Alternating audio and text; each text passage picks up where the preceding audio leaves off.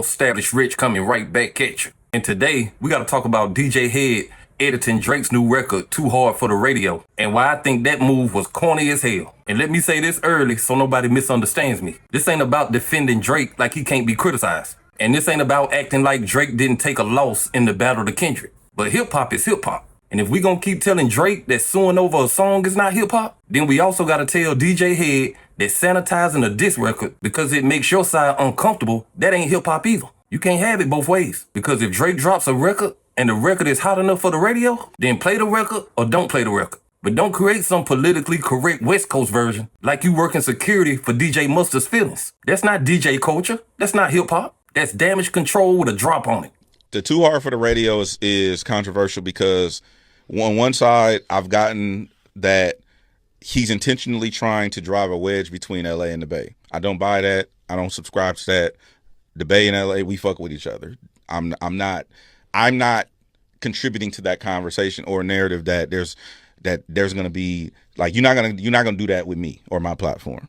Wait, what you're saying? You don't believe that he's doing it, or you're saying it's impossible to happen? Nothing's impossible. I'm not participating in that though. In that narrative of like yeah, well, the LA shouldn't support that song because it's him.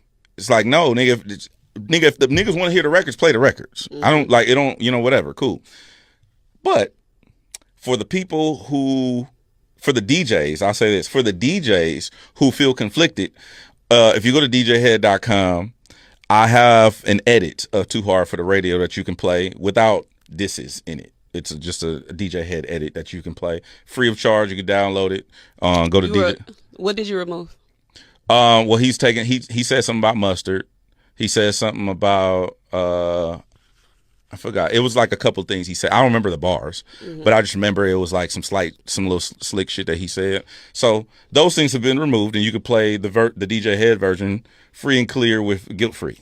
Now listen to what he's saying. He's trying to frame this like he made it easier for LA DJs to play the record without feeling like they disrespecting Mustard, Kendrick, or the West Coast. I get the logic. I understand the position. And I still think it's corny. Because once you start doing that, where does it stop? If a record has a shot at somebody you like, do you just cut it out? And if a record makes your city uncomfortable, do you just clean it up? If a rapper disses your friend, do you turn into the morality police and start rebuilding the song like you in the studio with the artist? Come on, dawg. A DJ is supposed to move the room. A DJ is supposed to read the energy. A DJ is supposed to know what people want to hear, what makes the crowd react, and what record is creating motion. A DJ is not supposed to be a part-time publicist for a rap beef. And that's what this felt like to me. It felt like DJ Head was trying to protect the West Coast from having to deal with the fact that Drake still makes records people want to hear. And that's the part we need to be grown enough to say out loud. Drake lost the battle, but Drake did not lose his ability to make music that moves people. We all knew that. Drake hasn't been relevant this long for no reason. He is a certified hitmaker.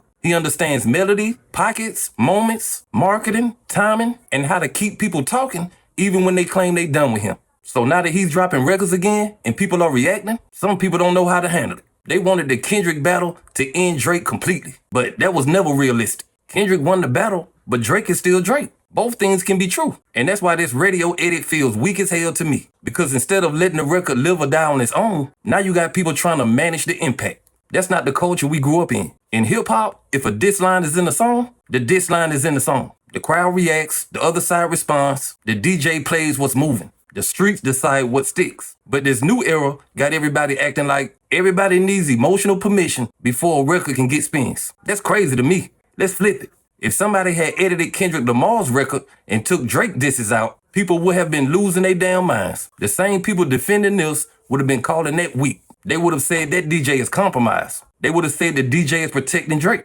So why is it different now? That's the question. Because if it's corny when somebody does it for Drake, then it's corny when somebody does it for Kendrick. That's consistency. And right now, a lot of people in this Kendrick-Drake conversation don't want consistency. They want their side protected. That's where this whole thing starts looking like fan behavior. Not journalism, not radio, not DJ culture. Fan behavior. And I know DJ Head says he's biased toward the West Coast. He owns that, cool. But when you own that bias and start making moves like this, you also can't get mad when people start questioning your credibility. I would have expected Maul to do something like this if he was a DJ for Drake. And if Maul did that, people would cook his ass. They would say he's too emotional, too loyal, too compromised, too attached to this guy. So when DJ Head does it for the West Coast, we gotta call it out the same way. You can't be the voice of objectivity when you cutting out lines to make your side more comfortable. That's not objective. That's a custom-fitted jersey with headphones on. Who's the targeted consumer for that song? For your edit? For my edit, for the DJs. Where? In LA. Because we don't want to disrespect Mustard. Because people feel conflicted about playing a song that's taking shots at the homies. Mm-hmm. So this one doesn't have that. It's a little contradiction. Why? The people who wouldn't play it. Oh, because it's taking because when did we ever give a fuck about niggas taking shots at each other and them? Because we'll play some shit from some niggas from LA taking shots at niggas from LA. Yeah. No, it's definitely I get what you're saying, 100%. But I made the edit, so it's there for you to have at it. Look at you benefiting off of a Drake song. I'm not charging nothing. You're not charging nothing, but it will drive traffic to your website. Now this is the part I appreciate, because somebody in the room had to challenge you. Somebody had to say, wait a minute, what are we really doing here? Because if the song is called Too Hard for the Radio, and your first move is to make it soft enough for your radio politics, then maybe the title was right. Maybe it was too hard for the radio. Not because of cursing, because the industry got too soft around relationships. That's the real issue. Everybody wants to be connected. Everybody wants access, wants an interview. Everybody wants to stay cool with the artist, the producer, the manager, the label, the crew, and anybody else who might invite them to the next concert. So now the DJ is not just thinking about what the record does. The DJ is thinking about who might be mad. That's not music culture. That's politics. And once the politics get louder than the record, the listeners get cheated, because the listener don't care about all these backroom conversations. The listener wants to know if the song is hot.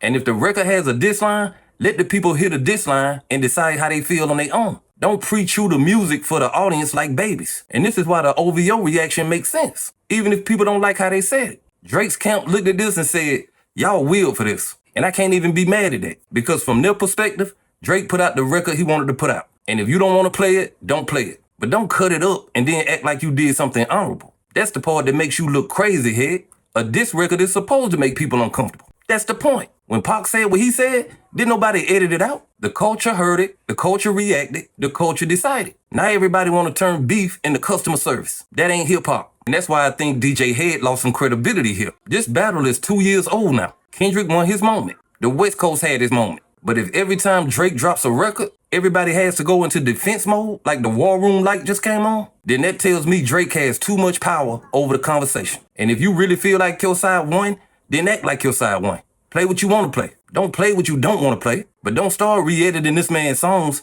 like you afraid of that line landing. Because that's how it looks. It looks like the line bothered you more than it did Mustard. And it looks like you felt the need to contain it. That's not a winner's move. That's damage control. And if we being real, this is the same energy people were criticizing Michael Rubin for when that Not Like Us party band came up at the white party. People said it was corny to ban a record just because you didn't want to offend Drake. And they were right. So now I'm saying it's corny to edit Drake's record because you don't want to offend Kendrick. And that's where my opinion stays consistent. A DJ should not be treating the audience like they can't handle a diss line.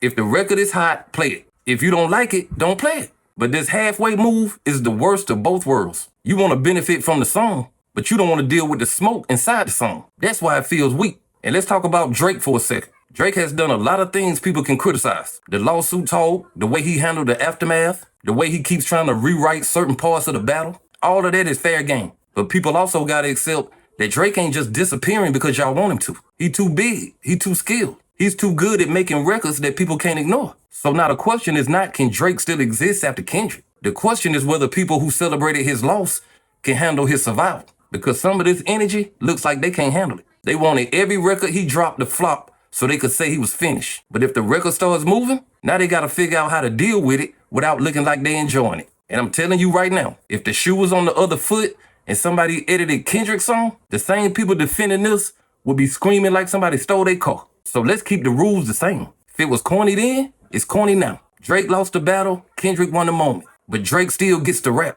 Drake still gets to diss. Drake still gets to drop records. And if the record is hot enough for radio, play it or don't. Just don't perform surgery on it and call it hip-hop.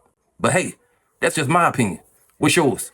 Like, comment, subscribe. Establish Rich. I'll be back with another one. Peace.